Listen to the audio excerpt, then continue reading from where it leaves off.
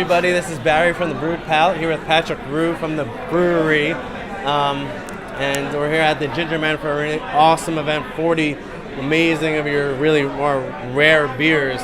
So, I've met Ben Weiss, one of your marketing people, many times in New York, but what brought you to New York City to do all these amazing events over the past 2 days? Well, we came up with the idea of recreating our tasting room at the Ginger Man, which is what we're doing this evening. A bunch of other events brought me here as well. Captain Lawrence had a great sour beer fest over the weekend, and going to the Guilty Goose tomorrow. So it's a great beer town. We have our beers all over town, and great to come here and meet customers who drink it. Right. So, over the past year or so, you've actually been expanding a lot, at the brewery itself.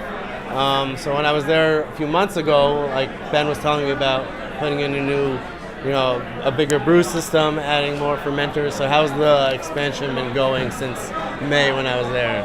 Yeah, it's been moving along. Bottling line is almost complete. So we'll have a new bottling line and a new centrifuge. And putting those things will allow us to kind of create the Brewery to Rue concept. So we'll be moving our existing bottling line over to Brewery to Rue and installing some tanks over there. So that bottling line's almost done. We can almost get started with the brew house, and hopefully by sometime next year we'll be done growing for the moment. One big question I've had actually about your beers is, some breweries, are successful at brewing beers that are, above, say 12%, and some craft beer fans would say that some really aren't. I found that you guys and Avery have really been at the forefront of really taking some base beers maybe and bringing them up to really high gravity, but still achieving an amazingly complex, not too hot beer. So can you just talk a little bit about how you guys have mastered that, and how that's brought more success to your sales, to the potential of the beers you could actually brew with that? Yeah. So we do make a lot of really big beers. I think one of the crucial parts of doing that successfully is aging them. So oak barrel, or aging beer in oak barrels, allows that alcohol to mellow and for really complexity to develop. So those beers right out of the fermenter are still quite hot and not as complex as they should be. So much more complex after a year in the barrel. So I think it's one of the attributes that makes them good. And what about the yeast itself? It has to be able to attenuate far down enough. How do you get it to really stay alive? Right, definitely need a healthy fermentation. Right. So for beers up to 15%, we don't have to do anything that unusual. We just pitch more yeast than you would normally pitch to handle that sort of gravity. With some of our beers above 15%, we'll do daily feedings of essentially sugar or other fermentables, sometimes maple syrup. Anyway, we'll brew it to a specific gravity, and then we'll continue to increase the amount of fermentables while it's fermenting. And we'll recirculate it, so allowing the yeast to stay in suspension. And sometimes we'll add oxygen during fermentation, which is a little bit, controversial because you can screw up beer if you start picking up those off flavors from oxidation. But in our case, we're looking to keep the yeast healthy, also use some yeast nutrient. So looking a little bit to the wine world on how they manage fermentations. Right. So talking about off flavors, I know, recently you guys totally split your sour barrels 3 miles away, and now you have I went to your clean barrel room with Ben, and it was really good. But you've also had with Floyd DeRue and those bottles, you had some infection happen over time. So how has it's always, you had a lot of success, but how are the little bumps along the road teaching you guys new things and helping you move forward as you have that more space to really keep everything where it needs to be? Right. Well, those issues just make me more confident about the path that we're going to completely separate our sour production. So right now, essentially, we will make wort in the brew house. We'll put it into barrels, ferment the barrels over 3 miles away, and then after maybe 16 months of aging, we bring those barrels back into our brewery to where we're putting them in the same bright tanks that we'll package clean beers on.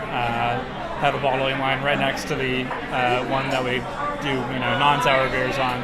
So in the past, we've taken the risk of specializing in the sour beers and in clean beers. So this just allows us to keep them completely separated and should help us out a lot with some of our quality issues.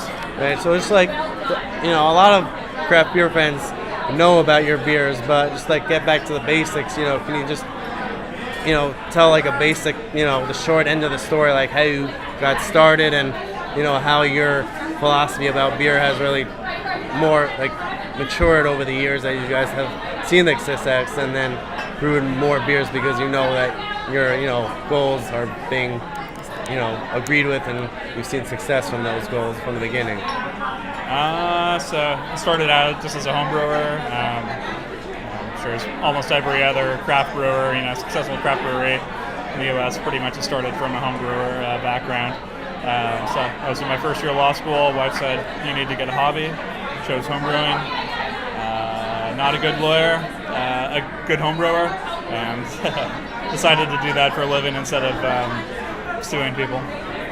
Right. So I mean, your beers are, a nice blend of like all different styles. You might not, you've been very successful without having to brew like an IPA, which is interesting because you guys are in Southern California where the IPA is kind of the benchmark. Like, oh, you're from Southern California, San Diego, LA area. Of course, you're going to brew an IPA. So how have you guys really dealt with that? Like, say, we don't have to brew an IPA. We can brew what we're brewing now and still be just as successful as other breweries in the area. Yeah, well, Southern California has a ton of breweries that make really great IPAs. So I think we're successful because we're not trying to do what everybody else is doing. People know where to find a great IPA. If we also made a great IPA, what would we be contributing? We would hope we would make a great IPA if we did that. So I think it's part of the success is not doing what other people are doing, because then it makes it easy to, someone's looking for an unusual style of beer, they can come to us. Someone's looking for an IPA, they can go to somewhere else. Right. I mean, like a lot of times it seems like every time we turn around there's like another really creative beer coming out of the brewery. So like how does it really work? When you guys like have one of your brewers or you have an idea for a beer and then it comes to the point where you're actually brewing it and then releasing it, maybe even if it's only to Reserve Society, but how do you come to the point where they say that this is something we're going to brew and see how it gets accepted by us and our Reserve Society or our people who come to the tap room, stuff like that? Ideas come from a lot of different places. Definitely isn't all me, but essentially, we listen to what our customers want. We have an experimental brewer, Andrew, does a great job just kind of keeping his pulse on. He's a craft beer geek, just like the rest of us. So he does a nice job. Tyler, our director of brewing operations, always has a lot of great ideas. And then, we can test it out on our pilot system. So we have a 3-barrel pilot system to work with. So we can try some things out before we're making a lot of it. And plenty of that beer goes down the drain if we don't like it. And how often does that happen? On the pilot system, fairly often, because we're, let's say, for this most recent Christmas beer, we probably brewed 4 pilot batches of it. Liked them, but we didn't want to tie up the fermenter any longer, so just dump it and try over again. Let's do the next recipe variation. So sometimes it's easier just to throw a beer away than having to sell it on the tasting round and all that. All right. So one question that I've been kind of trying out sours. Like I have my first saison now, aging with Brett and apricots. So you guys have tried a little bit of everything in terms of with your sours, like taking your sours, adding fruit and aging in different barrels. So like how has it been to really over your history to really see that you guys have been able to take your barrel program, your sour program, and like really master what it takes to release such a complex, spot-on, barrel-aged beer or sour beer? Well, we started our first sour beer that we brewed was Oud Tart. That was one of Tyler's homebrew recipes. Really wonderful Flemish red. I think very authentic to the style, Right. even though it's quite a bit bigger in alcohol and maybe a little bit more acidic than kind of the standard styles. But we had to start somewhere. We've brewed, I don't know. I think with sour beers, you got to figure out what your house flavor is going to be. What strains of Brettanomyces or Lactobacillus, or are you going to use Pediococcus? Right. Or are you going to get these organisms just wildly, naturally? So I think first you have to figure out what your flavor is going to be, and apply that to maybe a few different types of wort and see what you like. And how do you guys how many strains of bread or Pediococcus and Lacto are you guys working with at one time? Are you always trying out new ones and seeing how it works and wort, like you said? Yeah, currently for our barrel-aged sour beers, we kind of have like a set culture, and when we initially grew it up in a lab, and every once in a while we reset it, but we're still using barrels that have other stuff in them, or so we don't exactly know what's in it, but I can give you good guesses. It's Lactobacillus delbrueckii, Lactobacillus brevis, Pediococcus, Dionysus, pretty much the three major Brett strains, Clausini, Brucellensis. Yeah, probably more heavy on the Brucellensis than any of the other Bretts, and Lambicus. And then there might be other stuff too. Acetobacter kind of creeps its way in there, not intentionally, but it's generally something that most sour beers have in some concentration. Right. So just not to take this interview too long, because there's so much about the brewery that, of course, I and a lot of craft beer fans admire. But now that you guys are growing so much, and installing all the new equipment and brewing new beers, what's the kind of plan as you got over the next 6 months to a year? Now that you see that you have the ability, and the money to expand because your beers are becoming so popular.